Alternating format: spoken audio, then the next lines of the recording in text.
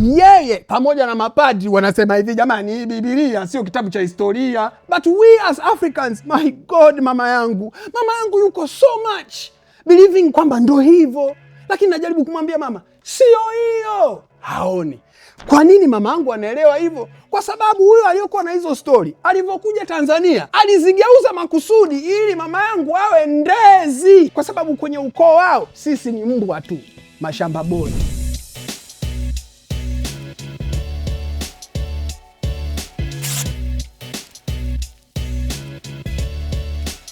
Mimi naitwa Deogratius, ni Mtanzania fulani anajihangaisha na swala kwamba tunakuwaje binadamu wazuri zaidi. I'll give you guidance. Sawa, anatoa guidance. Naitwa Vanessa William Rosindana, niko kwenye industry ya cosmetics. Enjoy bless, right? Lakini pia ni mwalimu wa neno la Mungu. Okay. I think umesema una keep alive questions like how to be a good human being. That's the main question I'm concerned with. Okay, just love God. Maybe we could just start like, what is religion? When you say I'm a religious man, what do you mean? I am not a religious man. So maybe just tell us, what is religion? Why are you saying you're not a religious person? Okay, for me, religion, from the way I practiced it, kwa sababu mimi nilishaikuwa religious, maana yake, nilikuwa Roman Catholic. Imani yangu ilikuwa ni ifuatavyo. Cha kwanza, kuna Mungu mmoja. Huyo Mungu hayuko hapa duniani. Huyo Mungu yuko mahali panaitwa mbinguni.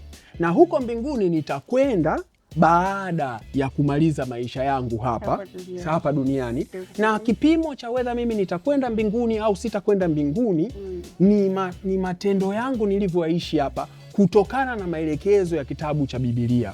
Kwa hiyo picha niliyokuwa nayo ya Mungu ni ya mzee fulani, mshua fulani ambaye yeye ameshaiumba dunia, ameshamaliza. Usicheke, mimi niko ndani yake. Kuna zile amri 10.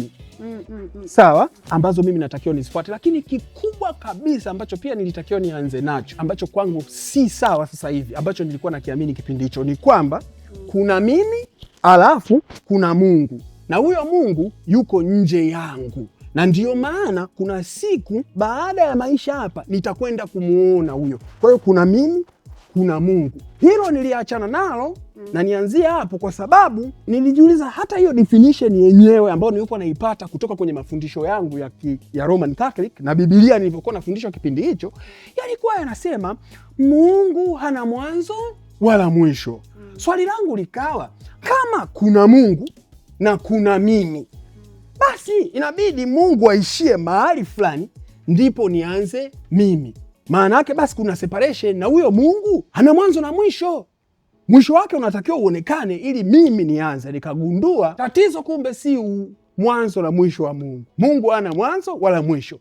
Ila model yangu mimi niliyopewa ya kuelezea uhusiano wangu mimi na Mungu, ambao pia ndo utaelekeza jinsi ya kuishi maisha yangu kwa faida yangu. Mapokeo niliyopokea kutoka kwa Roman Catholic, ambayo mimi sasa hiyo ndo naitwa religious kwangu, hayo nimeachana nayo. Kwa hiyo siamini na siishi kana kwamba kuna mimi alafu kuna Mungu nje yangu, alafu kana kwamba kuna mtihani huu ndo naoupitia, alafu baadaye nitakutana na Mungu. That is me in a nutshell.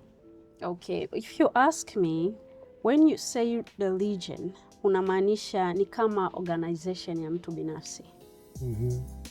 Ukizungumzia Roman Catholic, source yake ni kutoka Rome. It was invented by people. Ukifuatilia history ya Roman Catholic, ambapo ndo dini zingine zote zimetoholewa kutoka pale. Kila ukisema organization ina kanuni zake, ina principles, ina rules, ina activities and all that. Na main point is to control people. This is what I believe. And for me, nakataa kuwa mdini kwa sababu dini comes with the limitations. When you say I'm a religious person, you have limitations, and the ubaya ni kwamba you don't even know why you have those kind of limitations. They don't come and explain until you understand. They just say, don't ask more questions. It is what it is. Okay? That's why I said I can't be a religious person, because when I am spiritual person, I am free to explore. But even when I feel like I am not free, God will give me reason why. Religion inasema kwamba samehe. But again watakueleza kwamba usisahau. Okay, that is the religion. Put some limitation after forgiving, but God says forgive and forget. But the other word of God inasema kwamba I've given you spirit of love, understanding and sound mind. So after forgiving you, Jesus said samehe 7 mara 70. That's a lot of numbers in a day. After forgiving, hajatuwekea limitation ya kwamba usahau, ila katuambia you have sound mind. So next time after this person has been hurting you many times in a day, repeatedly, you have sound mind, you have wisdom. Now you will know how to handle this person, which is don't with forget. Love. No, it's not about don't forget. It's about feelings. Kwa sababu when you remain with the feelings, the pain mtu alikufanyia, there is something happens in you, you will want to revenge. Okay. No, God wants you to see this person with a compassion, with love. Because when you love someone, you don't have ill intentions. Ndio maana hata umezungumzia kwamba religion inakuletea 10 commandments. When Jesus came, sawa, akasema you have 10 commandments, yes, but me nitawaambia katika 10, I want you to hold into one, to this one, love your neighbor, love your God. So huyu mtu akikukosea mara ngapi ukamsamehe, what remains is love. You love this person kiasi kwamba Vanessa ananikosea kila siku, so I need to look beyond makosa yake, nijue kwamba something is forcing her to do it. If I'm spiritual, I will see the real problem, not Vanessa. But religion inaishia with the person. Ndio maana huwa wanakuambia kamfunge, wanafunga. Ndio maana we have prisons. We have and all the sort of things because the world doesn't give forgiveness. But spiritual people forgives. That's why I say I can't be religious because religion doesn't give you reason why, but you have to be religion. Okay. Sasa, 2 questions. Yes. First question is, what does spirituality mean to you? Okay, nikisema niko spiritual, I'm being led by Spirit of God. Okay. In Romans 8, inasema kwamba those who have Spirit of God, who are being led by the Spirit of God, they are children of God. God created everything. Si ndio? Mungu ukisoma Genesis 1, aliumba kila kitu kwa kutamka. Sawa. Samaki tunaona hawezi kusurvive out of the water. Ndege hawezi kusurvive bila kuruka. Si ndio? And then when it came to man, akajigeukia mwenyewe. Akasema let us create humans in my own image, in our own image. And God is a spirit. So definitely I am a spirit putting on a body to have permission to live on earth. Because hapa nina 2 beings in me. I am a spirit, but I have a body for the permission ya cooperate vitu vinavyoendelea hapa duniani. So when I say I'm spiritual, I allow my source to dictate, to direct me, to teach me, to show me. Religion, yani mara nyingi inatuambia kwamba it's by sight, not spirit. So I am of Christ, not of religion. Okay, the second question, you're still using the Bible. Sure. And weirdly enough, kama ume notice, you even quoted Romans when you were speaking. Yes. You know. So I would say, since you're already using the Bible, which is a religious book. No, it is not. The Bible is not a religious book. It is a spiritual book. Okay. When you said you are of Christ, mimi nataka nikuonyeshe kwamba from where I'm sitting, you may still be religious in this sense. Does it bother you nikikwambia kwamba mimi sio Mkristo, sio Muislamu, mimi ni Mchaga? Does that bother you? No, Mchaga it's a tribe. Ukiniambia Mkristo, Muislamu, you are speaking something different. Which is what? You are speaking spirituality. Okay, the religious thing. Lakini ukisema wewe ni Mchaga, hiyo ni kabila. Sina. That is your origin. Mimi ni Mchaga, mimi ni okay. So kwa mimi hapo, you're still religious in this sense. You're differentiating kati ya Uchaga na Ukristo. Because you're saying Uchaga haufikii threshold, haufikii kipimo cha kuweza kuwa spirituality. Uchaga ni kabila tu. Kwa maana hiyo pia, kabla ya ukoloni, kutokana na unavyozungumza wewe, Wachaga walikuwa hawana spirituality. Wameipata baada ya kupata vifaa pekee ambavyo vinaweza kuleta spirituality ambavyo kwako wewe ni Uislamu, ni Ukristo, ni Uyahudi. Kwa kusema hivyo tu, mimi ambaye nazungumza as a spiritual person, nataka nikwambie you're religious, kwa sababu you are defining spirituality. Kwanza nirudi kwangu kutumia Biblia. Kwangu mimi spirituality is this. Spirituality comes from spirit. God is spirit.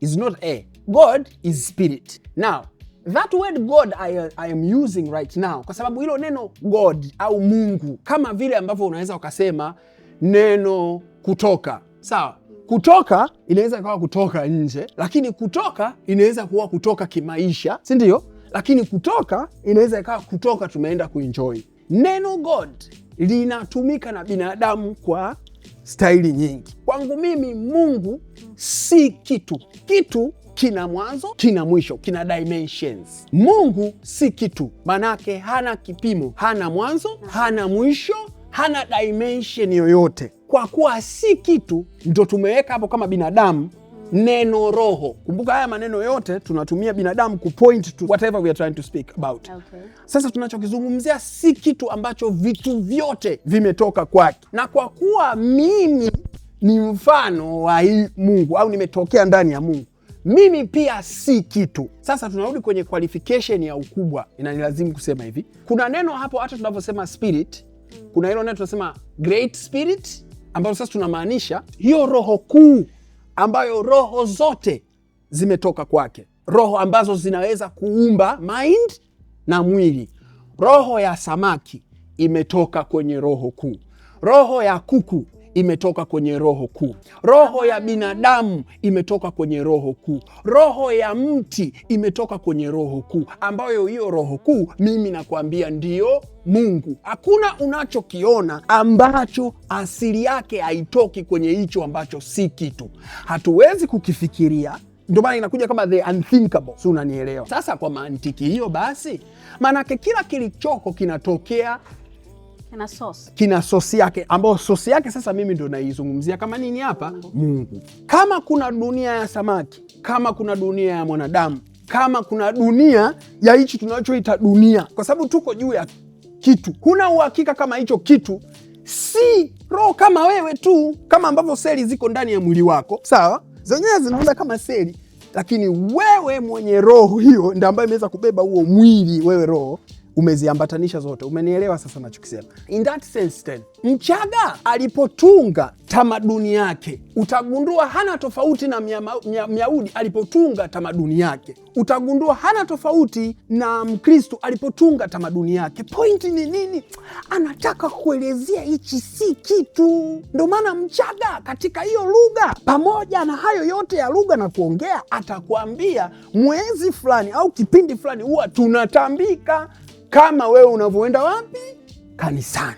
Lakini kwa nini tumefikia hapa ambako wewe unasema Uchaga sio spirituality? Ni kwa sababu wanadamu hao ambaye yeye ana haki ya kutunga filosofia na kutunga utaratibu wa maisha, ameutunga, ameenda eneo lingine akawakuta roho zingine, akamwambia mnakosea, you're not talking about a real spirit, we know it, you don't know. So it means for me the way you're speaking, you speak religiously. Kwa sababu Christ. Wait, do you believe in Christ? I don't believe in Christ because Christ to me is a concept. It's not even a human being. It's a concept. It is a concept. Kama hajawahi kuexist. Exactly. Na ninaamini hivyo kwa sababu pia ninaamini kwamba Biblia sio kitabu cha historia. Wow. Great.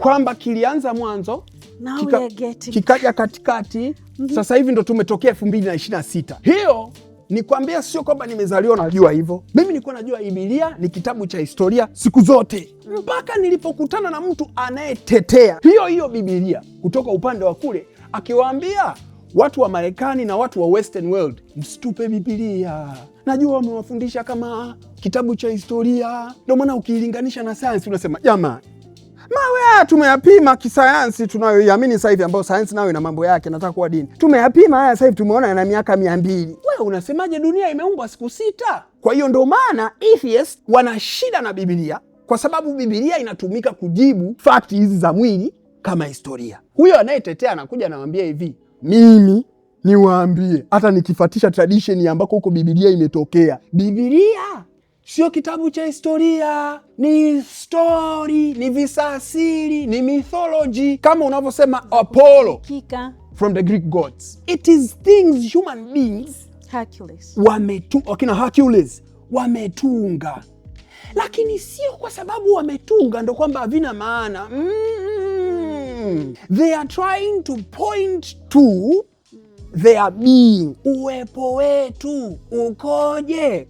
Uwepo wetu una matendo, uwepo wetu una upendo, uwepo wetu una hasira, uwepo wetu una ndoto, uwepo wetu una rebellion, uwepo wetu una mawazo, uwepo wetu una hisia, uwepo wetu una jua, uwepo wetu una mwezi. So unapokutana na story ya sungura na fisi au mythology, sawa, sisemi zile sungura na fisi zote ni mythology. Unapokutana na story ya mythology, ni mtu ametumia characteristics za mwanadamu, lakini point sio huyo mwanadamu, anatumia kitu anachokiona kujaribu kuelezea. Kwa mfano, kwenye ile mythologia ya the Greeks, you have Mars, one of those, ukizikuta kuta kama Greek god. Pale imewekwa kama the god of war. But what it is really talking about is your ability for passion, for movement, for making things to happen, ambayo tukikata hiyo sema ningefanya ila sina mzuka. But because you came in here kutawala Wachaga, sawa, ambao mimi ukiniuliza mimi haihusiani kabisa na Mungu ambaye ndio uwepo wa kila kitu, ambaye amemruhusu kila mtu kuwepo, umekuja umegeuza na umewageuzia hivi, hujawaambia hata kama ni mitholojia, umeambia hiki ni kitabu cha historia. Matokeo yake ni nini? Tunafatisha mawazo ya wewe uliyekuja kutawala. Mama yangu na bibi yangu na mabibi zao walikuwa wanakaa kwenye mti, sio wanaongea story gani, na ule ni uchawi. That is not spirituality, because spirituality now is synonymous with religion. And what religions tunaweza tukazitaja ambazo ndo zinaruhusiwa kufanya hiyo monopoly ya spirituality? Kama sio Mkristo ni Muislamu, kama sio Muislamu ni Myahudi. Taenda huko India kidogo, wachache watagusagusa huko, but it is that thing of trying to say we are deciding who God is. Your name is Deo. Exactly. Sindio? Ndio. How do I get to know you? Nisipopata chance ya kukutana na mama yako aliyekuzaa. Ndio. Na maybe she doesn't know you because now you have been living here, you develop different habits ambazo huenda alikufundisha. If I don't get to meet your friends, probably na wenyewe hawakujui. Lakini there is you, ama there is a person akikuelezea wewe mwenyewe unasema, I wouldn't add anything else. So, you are a comedian, right? One of the things you do. I only know that. Okay. Sawa. So in a manner you have other things that you do. So how do I get to know you? Why do you want to know me so bad? What's the point of that? You're not knowing you so bad because you're crushing the Bible. Because the Bible, sawa, it is the book left behind with the people who received knowledge about this God. Exactly. When I quote Roman, it is a people who were there at the moment ambao wana historia na huyu Mungu. They go like mimi hapa Vanessa naweza nikapata encounter na Mungu huyo unayemsema wewe, the source of everything. And then nikapata encounter favor. Okay? He lives in me, yes, because he wouldn't be showing up to everybody. Why not? He does. The point inakuja ni hivi, I'm seeking him. Okay, so because you are seeking, yes, you found him. Yes. So it's not a favor, you seeked. You are invited kwenye hii show, right? These people wamefanya effort ya kukupata na wewe kubali kuwa kwenye hii show. Sawa. You could have just said no. Yes. Okay? Which would be fine. So, mimi naweza nikaandika encounter yangu na Mungu ilikuwaje, tuliongelea nini kilitokea, aliniambia nini, and then I choose to say kitabu kitaitwa Vanessa. Sawa. So you will read Vanessa, what happened Vanessa and God. Why did I say kwamba how will I know you? Sasa hivi watu unaweza kaingia kwenye Genzi, kama wapo wanisaidie. Inaitwa nini? ChatGPT. I use that myself. Okay. Nimejua majuzi tu. Okay. Saizi unaingia unamuuliza who is late John Pombe Magufuli, alikuwa ni nani? Inakuletea aliwahi kufanya nini, alikuwa ni nani, alikuwaje mpaka kifo chake kilikuwa, That is a Bible. Sasa It pia gives you information of who is God. Religious wanatumia, yes. I didn't say kwamba religion itself, yani mtu aliyeleta. People are misusing the religion. Lakini ile ni medium. It's just a medium. I wouldn't stand here nianze kukondem kwamba because I'm a Christian, I'm going heaven and Muslim hawataenda. Buddhism hawataenda. Ni medium. You are making the point that I'm getting kwamba the reason we wrote is the relationship between us and God, the writers of the Bible. Wewe sasa unasema. Yes. And then there's no problem for you to go and check that it's a man ambaye amepata encounter and they're sharing it, right? Yes, yes. And I desire to know more about this God. Kwa sababu I can't say kwamba I believe in God whom I do not have information about. I would be a liar, sawa, kusema kwamba I'm in love with Deo, whom I do not know, whom I don't desire to know, whom I'm not interested on. That is a lie. If I'm in love with Deo, sawa, I have to be able to know who is Deo. When I say I'm a spiritual person, umeelewa, and God is a spirit, I need to search right information about this God. Okay. And where do I get information about this God? There is a system, 2 ways of getting to know him. Ndio. As the people who got encounter with God, they left behind menu. Ambayo it is a way of knowing what is this, what is that. Ikaitwa Biblia. Okay. But whom you don't believe on, whom I believe in, Jesus Christ, he left someone else, okay, ambaye ni Holy Spirit.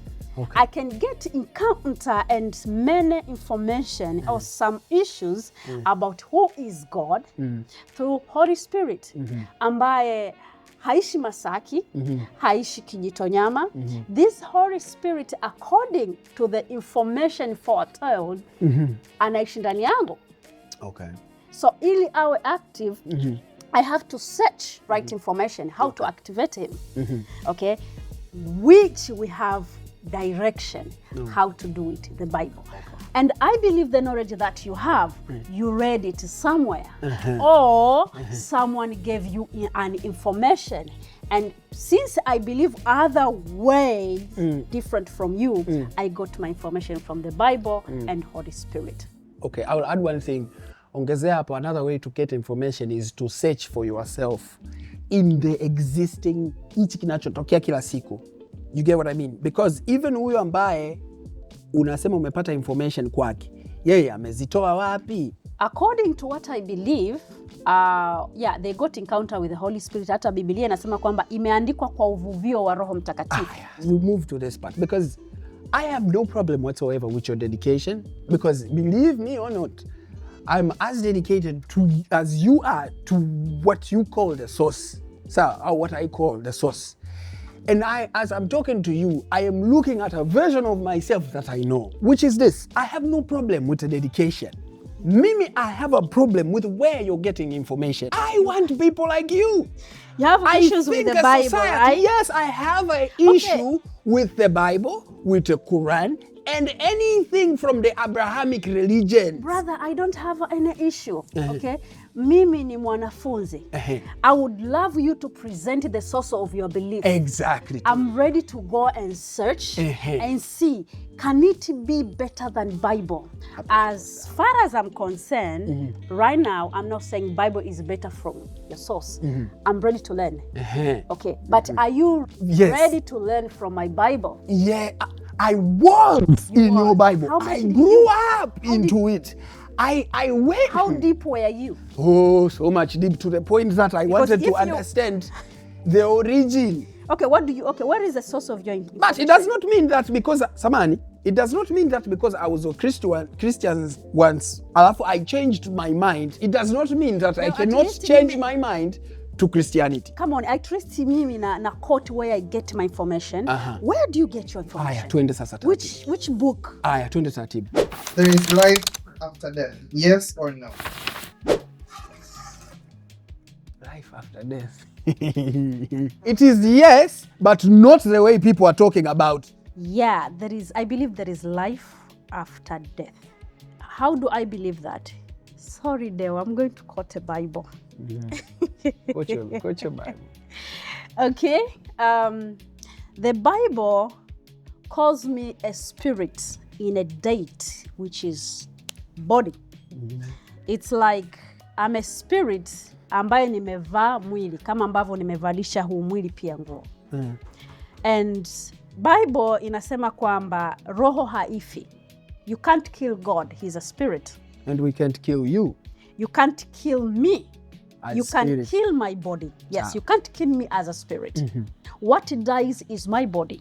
I cease to exist in a physical realm. I will start my journey to the spirit realm as a spirit. So I believe there is a life after my physical death. Well, I believe there is life after this life, but I don't believe it in the sense that the Christians are talking about or any person who's religious. My cosmology or my framework of this whole thing is this. Sisi tuna sehemu kuu tatu. We are spirits, and to specifically, we are souls. And what a soul is an individuated spirit. Why do we use the word individuated hapo? It's because you have the general, which is God, the whole source. And then you are just an individuation. Yani wewe ni umoja wa hilo lidude. So it makes you a soul. So a soul is a spirit, but it is not the overall spirit that would have information about all the spiritual realm. A soul is like you and me. We have limited information about the spiritual realm. We have also a limited ability, tunakuja kwenye part ya pili, which is, so you have the soul, you have the mind. The mind does not mean you're thinking alone. The mind is the first body you make. A spirit is not a body. A soul is not a body. The first body you make is the mind. Which sasa hiyo mind ndo wengine wanaita subconscious, but it's the way you feel, it's the way you think. And then you have the third part, which is the body.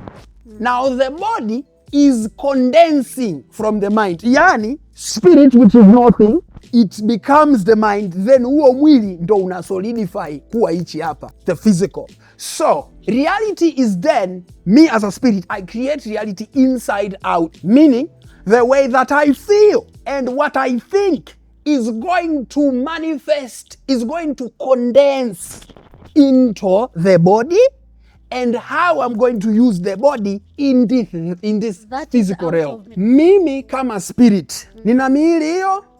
Miwili mitatu. Nina miili miwili.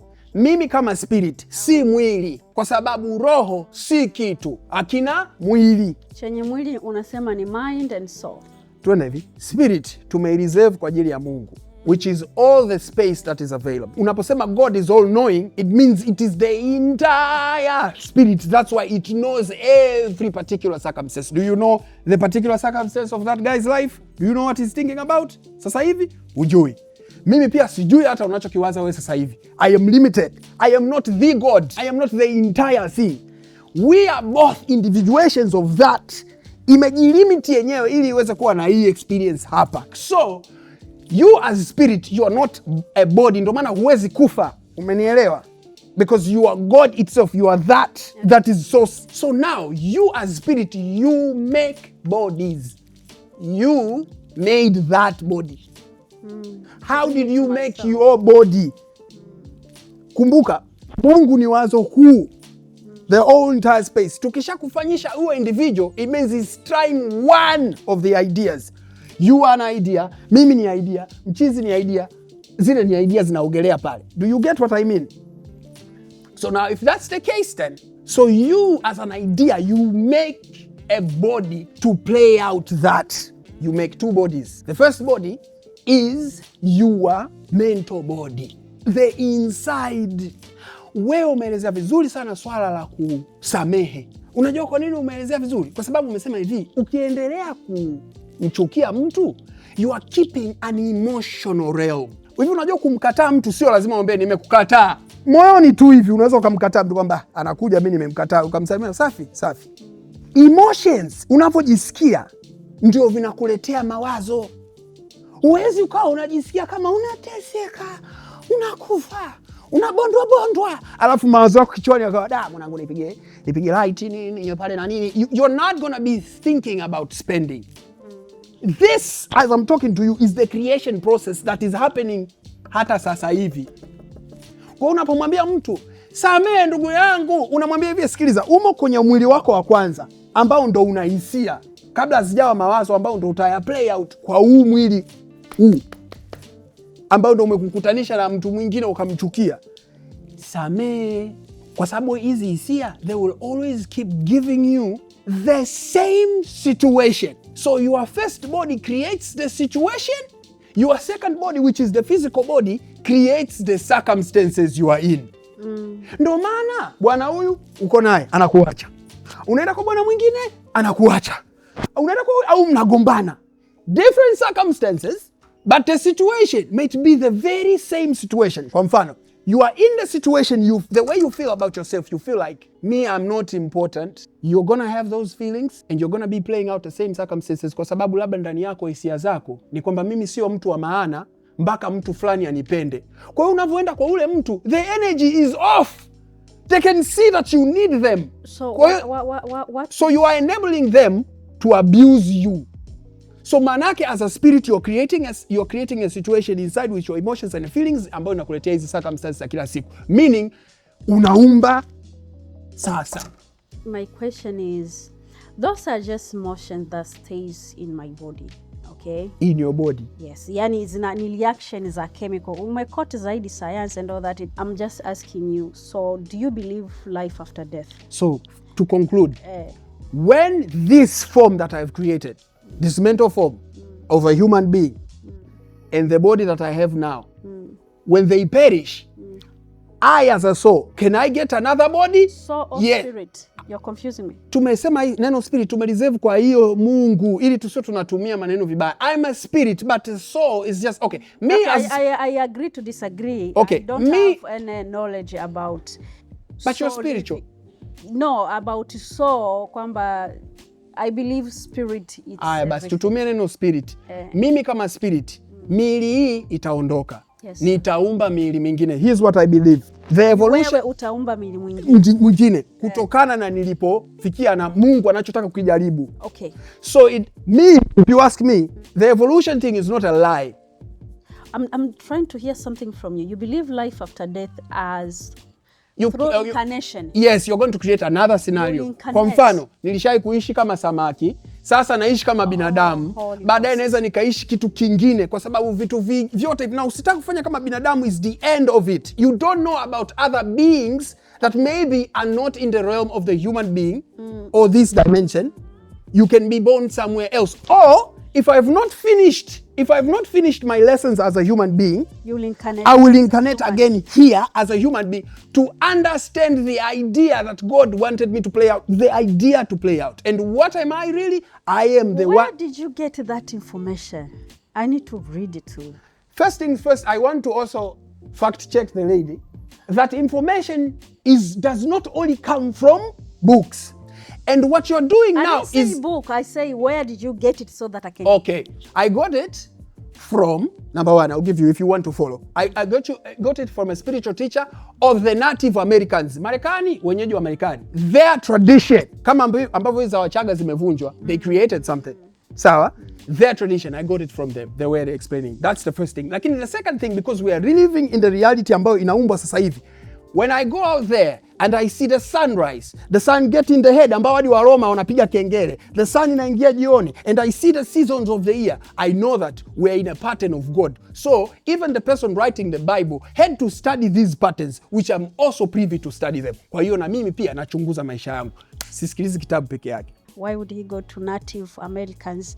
Why didn't he start with the Chagans? What do they say? But anyway, because Wakristo na Waislamu kwa familia nilotokea mimi wamemwaminisha mama yangu kwamba Uchaga ni uchawi wa Kristo. Lakini sasa ukaamua kwa kaamini Natives of America. No, I am still mimi pia bado ni Mchaga. Na juzi nimetoka Moshi kwenda kutafuta our way of explaining the cosmology. What you're not seeing is that wewe kama mtu wa Kagera, kuna watu walifika kwenu wakavunja vyote mlivyokuwa navyo, wakawapa utaratibu mpya, na wewe hutaki kutafuta mwingine, kwa sababu huo ulioletwa, sisemi hivyo kweli, it's just way it looks, huo ulioletwa ndio wenyewe, kwa sababu wewe umetaka kuniambia kwamba uko tayari kusoma, na kwambia kuna watu wengine nimepata kwao. I'm ready, I will do it. Mtu anaweza kuwa wa kiroho bila kuwa wa dini? Yes. Yes, because from the beginning watu hawakuwa na dini. As I said mwanzoni kwamba dini ililetwa na mwanadamu kwa ajili ya kucontain ama kudefine.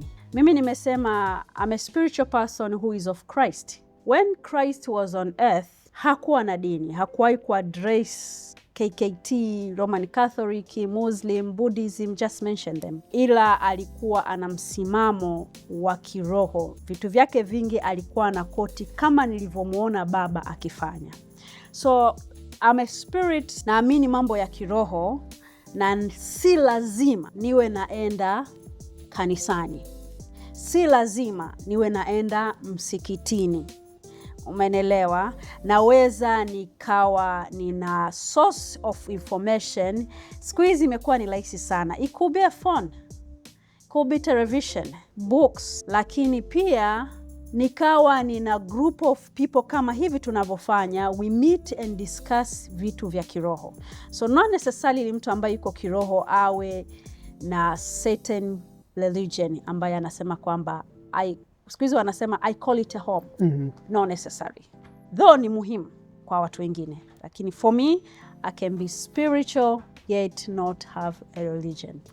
With me it's possible kwa mtu kuwa spiritual without having a religion, because as a spirit, spirituality simply means the functionality you have as a spirit. So whatever you create should start with you first, kujikagua as a spirit, and then try to understand those functionalities.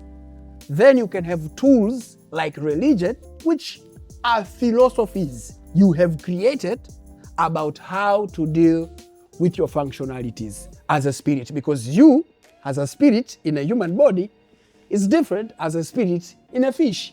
Different capabilities. Them as a spirit, they can live in that water. You as a spirit don't live that there all day, you live here. But there's something connecting all of you.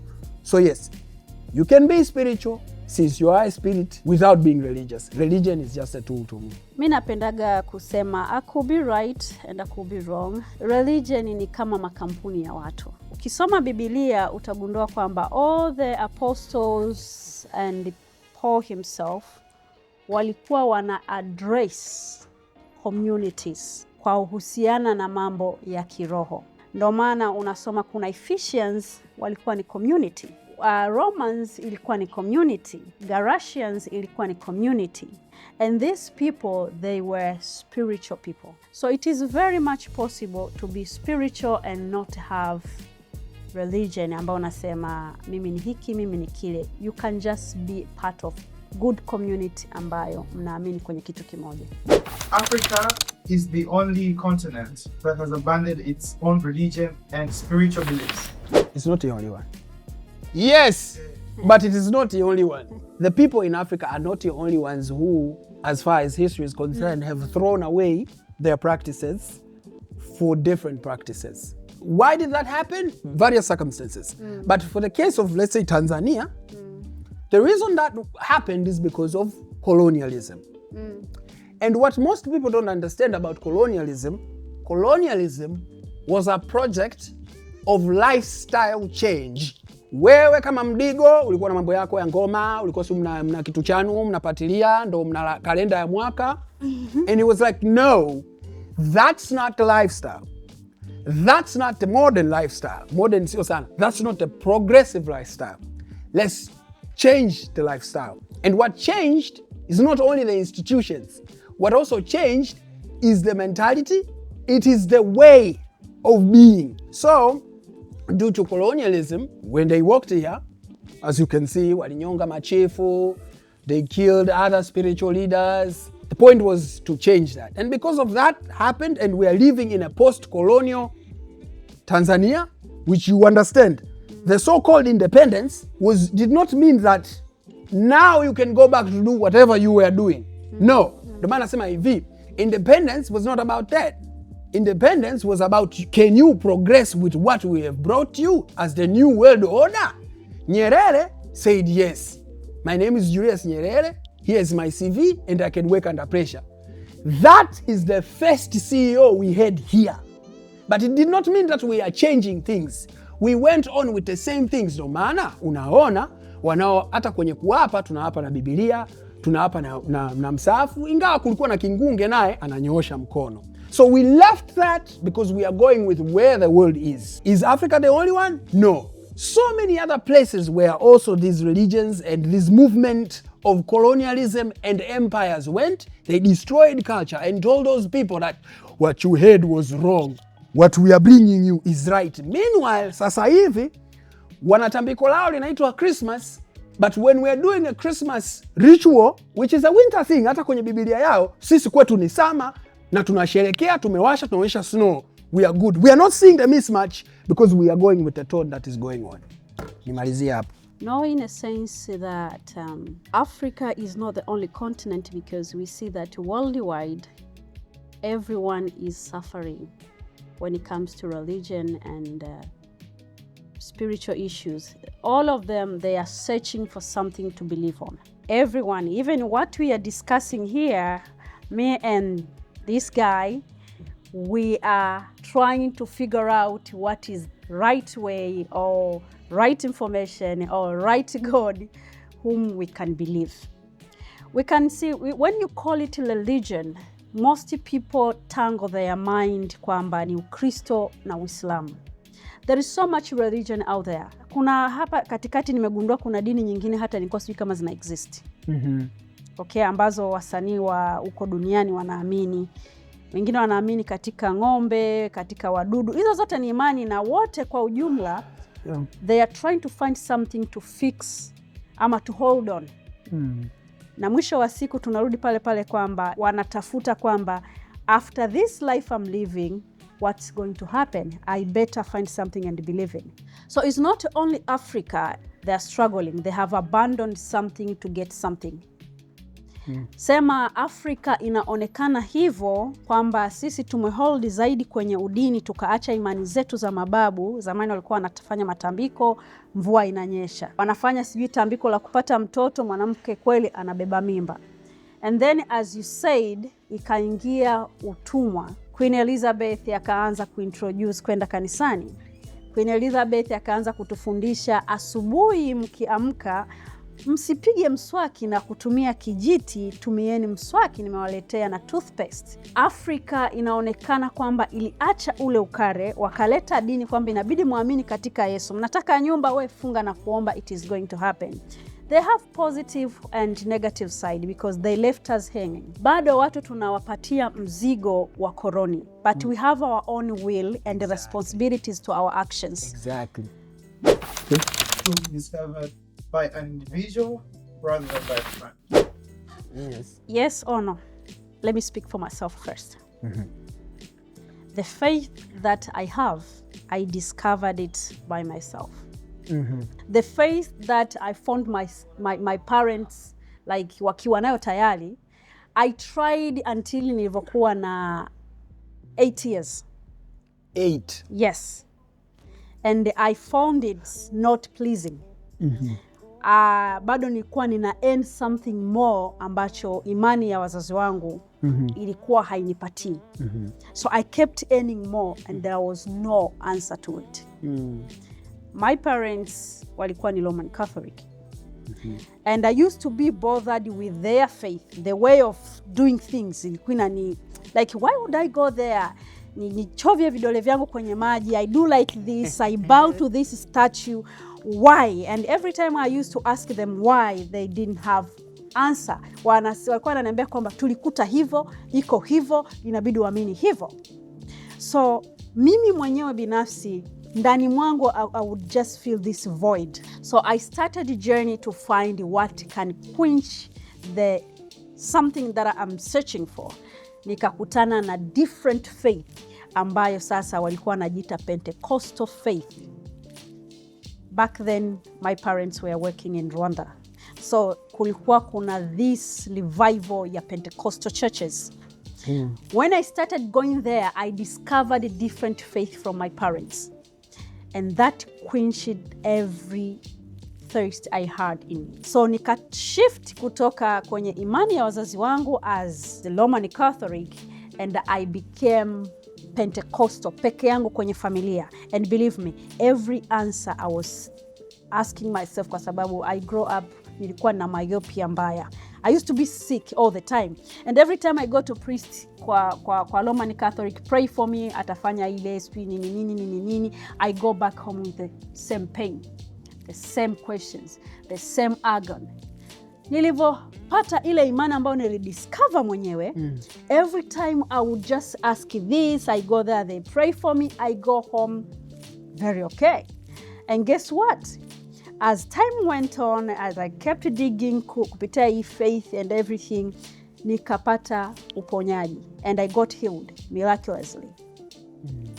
So yes, upande mwingine ni kwamba unaweza uka-inherit faith kutoka kwa wazazi wako if it answers all your questions, ukalizika, na it could be the right way. Inaweza ikafeli pia, ndo hiyo unaenda kusearch. If you don't believe me, do your small research. Mfano, most of pastors' kids, they don't get born again. Unakuta kwa sababu wamekulia katika ile hali, they get numb. So they have to go out there and search maybe something different so they can just find themselves. So yes, sikulisi, nilitafuta, and I'm okay until today. And praise Jesus Christ, kwa sababu my family, they found out later on that the faith that I found was answering their questions too. Okay. Personally, I think faith ni kitu cha mtu binafsi, so it is for you, and if it's not for you, it doesn't work. Wewe kama roho kwenye uwepo wako, your being, faith is one of the components ambazo Mungu ameziwezesha kwenye hii platform for you to use to create. Just like love, just like hate, you can create from all of these places. The point of faith is not really God. The point of faith is to create. So where do you put your faith in will dictate what you create. The God you choose, well, you will put your faith in there, and the circumstances from that will come. So faith ni ya mtu, and up until it is yours, you don't really have faith. So if you ask me, faith is something for the person, and it is up to the person, and the family ni kitu tu ambayo tuseme ni desa kubwa la kwanza ambayo you learn from it. But again, as for me, I've learned that. From that, I had to learn from myself. And as far as my family, well, my family, they love me because I'm their son and they've raised me, but we are not on the same terms. Mama yangu mimi ni Roman Catholic, baba yangu ni Roman Catholic, nitaudia tena, mama yangu mimi ni Roman Catholic, wanaita nini ile? Charismatic. Mimi niko hapa, namwambia mama, mimi bora niwe tu Mchaga. So you can understand we are not at the same point. I guess one day they will also get to ask themselves, if they do, the same questions I asked myself. Na wao waone labda kwamba kama mimi nilivyoona kwamba mbona haina majibu, wakati hao washikaji wanakuja kuua watu, mbona Yesu hakutokea tu, yani hakutokea kama anavyoweza kutokea, kwa sababu sisi tunamwamini Mungu ambaye mwanae alizaliwa ni anaweza kapaa, kapotea, katokea. Hiyo modo inafanya kazi kila sehemu, miujiza ni sehemu yoyote, mpaka kwenye shughuli labda za uchumi hivi ambavyo nchi moja inaenda inamaliza watu wengine Kongo, wanakufa, wanapangwa hivi, Yesu atokee. Yesu hawezi kutokea hapa. Mimi baada ya kuona hiyo na mambo mengine mengi nikagundua huenda tu ni kichwa cha mchizi fulani ambaye yeye ameamua kwamba kila resources zake au roho hiyo ambayo inaamua kwamba mimi peke yangu, kiasi kwamba nitatumia hata hilo jina la Mungu kuhakikisha watu wanaenda kama ninavyotaka mimi. I'm sorry, naomba nikuulize swali. Umesema come again, faith ni ya mtu binafsi. I want to clarify on that. Yes, faith ni ya mtu binafsi. It should be rooted on something. My faith, it is rooted in God, in Jesus Christ, and Holy Spirit. My faith is rooted on reality and what is. Okay. The reason why, let me say that most people who are good reader wa Biblia, they know this story ya mnara wa Babeli. Umesema ulishawahi kusoma Biblia, I believe kwamba unajua hiyo story ya mnara wa Babeli. Nafahamu. People will be asking themselves, why would God confuse people with the languages, but he could have just destroyed the tower? Sindio? Others would ask, why would God confuse people with languages? Akaanza kuwa confuse. But this God, he's mighty, hawezi kuwa intimidated with the tower, right? But this God did not just destroy ile mnara, akaamua confuse people with the language. Watu wengi tunatend kuangalia hiyo story peke yake, and we miss the right mark. The right mark on that, it was people believing on themselves. Kwa sababu wakati wanaujenga walisema hivi, tunaweza kujenga mpaka tukamfikia Mungu. Sisi tuna. They excluded God. They believed on themselves. We can do it. I can do it. We still make the same mistake until today. Because uliongea vizuri kwamba kuna kitu kikubwa, kuna samaki mkubwa aliyetengeneza huu samaki. There is a source. We tend to exclude source.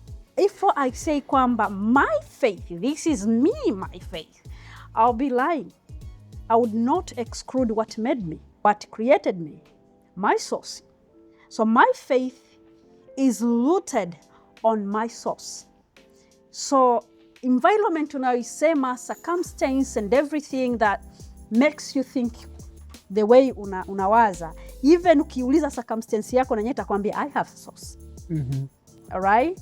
So I would love to even tell people never to exclude themselves kutoka kwa Mungu. I have my ability as a human being, the Bible calls me God, but I would not make it without the mighty God. So my faith is rooted in Jesus Christ, God himself. Jesus. Okay. Thank you. For that story of Babeli, I would ask, apart from those two questions, why would he do that at all? And then I would also ask, say another thing. I think one thing that people are not seeing here is this, are not appreciating is this. Ni kwamba hiyo Biblia unaoitaja wewe, it is claiming to be talking about the source. Now, if they are talking about the source, supposedly of, why is there then a line that says, mimi niliyeumba nina wivu? Yani, how is the source of everything scared na inakuwa na wivu kwamba utabudu miungu mingine? What source? I'm the only source. I shouldn't be crazy. Ipi sasa? Mimi ndo source. Unaenda kwa nani na mimi ndo source? You realize then what they're talking. Let me finish it. Let me finish this. What it means then, the Bible is purporting to talk to the source, about the source, but it's not talking about the whole source of life. Ukiniuliza mimi, Biblia ni unazungumzia mzimu wa utamaduni ulioandika Biblia. Ungekuja kwa Wachaga tukakupa Biblia yetu ya Rua, tungekuwa tunamuongelea Rua tunavyoelewa sisi. Ila Rua na nilichoandikwa mimi kiko viable kuwa challenged because if it is purporting to talk about the source. Sasa wewe you're also using that Bible to as if it is the kilichoandikwa ndo source. Uoni kwamba huyu aliyeshika hivyo ndio leo kuja nacho mpaka pale Kagera akavunja kila kitu akafanya anavyotaka yeye, kwa sababu yeye amejichagua kama yeye ndo mzungumzaji wa source. Vipi nyinyi mliokuwa mnafanya pale? Nyinyi si wa source. Kwa nini vitu vyenu vimevunjwa? Naona watu hawapati hasira kwa sababu hawajajua, kwa sababu that these people are purporting to talk about the source and then proceeding to define the source as they see them. Ila mimi nikifanya hivyo nikaenda Maka nikasema Rua wa Wachaga amenituma nivunje hili boksi, nivunje hili kaba, wewe unaichukuliaje hiyo? Inakuwa kama hata kufanyaje? Lakini tukigeuza kwa Wachaga ni sawa. Issue sio sosi. Ni binadamu tunachanganyana, ni binadamu tu, tuna roho zetu kwenye mwili wa kwanza, tuna makando yetu, tuna hasira zetu, tuna uchoyo wetu, tuna matakataka yetu yote kwenye roho kwenye mwili wa kwanza ambao is the inside body. And then now we go out and put it out there. So we look for every way to justify the way we feel. Tuende tukachukua ile ardhi pale. Mungu ndo katutuma. You know, the moment a person claims I know it all means anasema kwamba I know nothing. Sawa? I will ask what the Bible is saying then. Yani, the moment a person claims, you know, I know it all, I am correct, niko sawa, don't tell me anything else. That is the moment a person is claiming, I am a stupid, I am a fool, I know nothing. Exactly. Just ambavyo kama Ndio maana wewe nikasema I am ready to understand your angles. I am ready to understand your knowledge because I've never been there before. I am open to understand. Lakini nikakuuliza swali according ulivyokuwa unajaribu kuelezea kwamba people are claiming about the source but they are not acknowledging the source. Yes, Vile unavyoongelea. sasa na mtu Nasema kwamba Biblia hiyo inasema kwamba mimi Mungu niliyewaumba nina wivu na nyie. Unajua wivu lazima uwe na third part. It's between two people or two things, alafu kutoke third part ambayo ita attract attention. Nikakuuliza, do you have a girlfriend or wife? Yes, I do. You do? What causes you to have jealousy over the person? Lazima kwa kuna second part or third thing ambacho kinakufanya kwamba no, I'm in a need of protection. No, I need to be chosen. Right? Yes, but it's not why I am jealous. You see that they need to be chosen. No. Najaribu kuelezea why would God say I'm a God of jealous? It is because there is another God other than him. Ambao ni Wachaga au mashetani. No. Acha kuni overtake. Forgive me. All right? What I'm trying to say is the same Bible answers the question, why would God be jealous? The same Bible ina rekodi ya miungu. And the miungu not necessarily awe ni another mighty creator. It could be my phone because God wants a relationship with me. And he'll be saying, V, I'm a little bit jealous because nowadays you are busy with your phone rather than talking to me.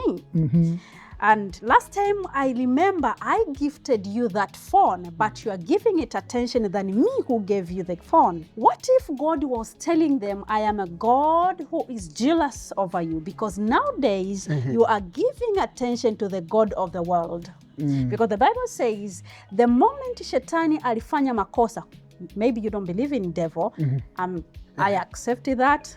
I understand, it's fine. The Bible says Shetani alitupwa duniani and the same Bible inamclaim Shetani kama Mungu wa dunia hii. So what if God was saying, I'm jealous because you are trying to give attention to this God? So jealousy always has a third part.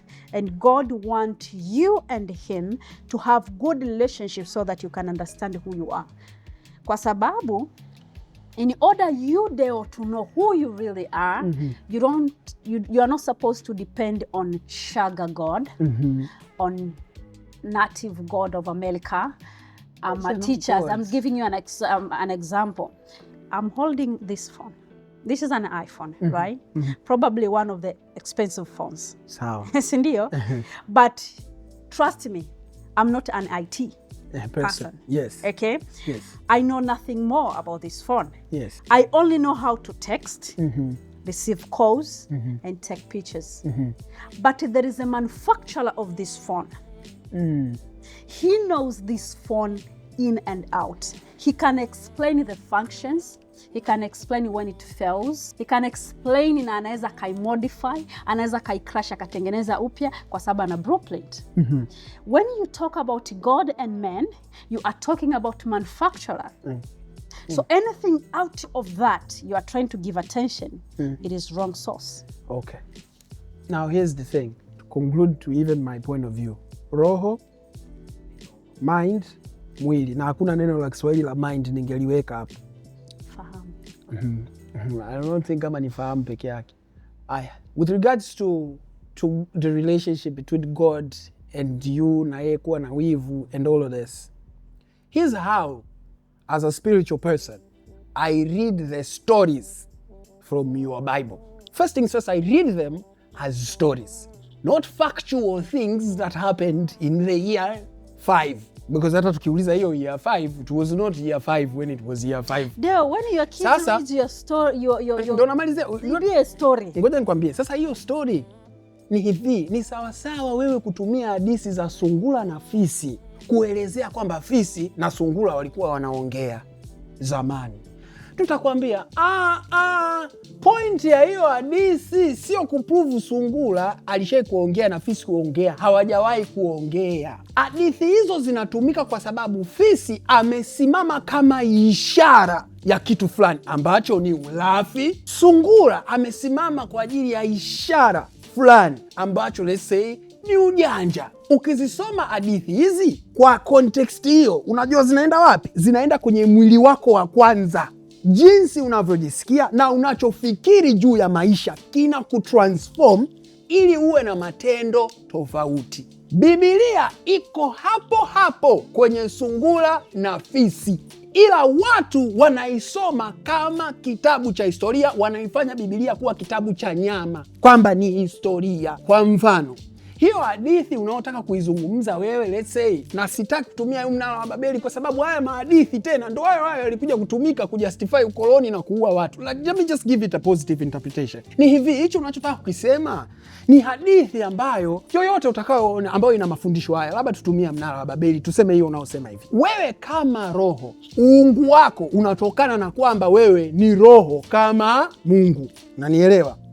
Nami kwangu Mungu ni kila linalowezekana. Kila linalofanya nini? Wezekana. Ni hiyo platform ambayo unasema kuna magalaksi, si kuna manini. Sasa ukuu huo, ukiwa unaukumbuka ukuu huo, hautateseka na mwili wako na circumstances zako, kwa sababu mpaka mtu anajiua anaamini ndo itakuwa hivyo hivyo siku zote.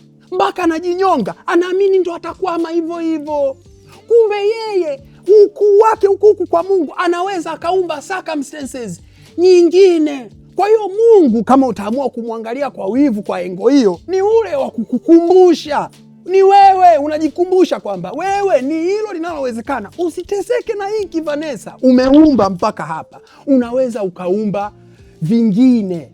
This story touches your life right now. It gives you information of how to live your life right now. Badala ya stori za kuna washikaji walitengaga mlima, walipotengenezaga mnara, Mungu sio akawaambia nini.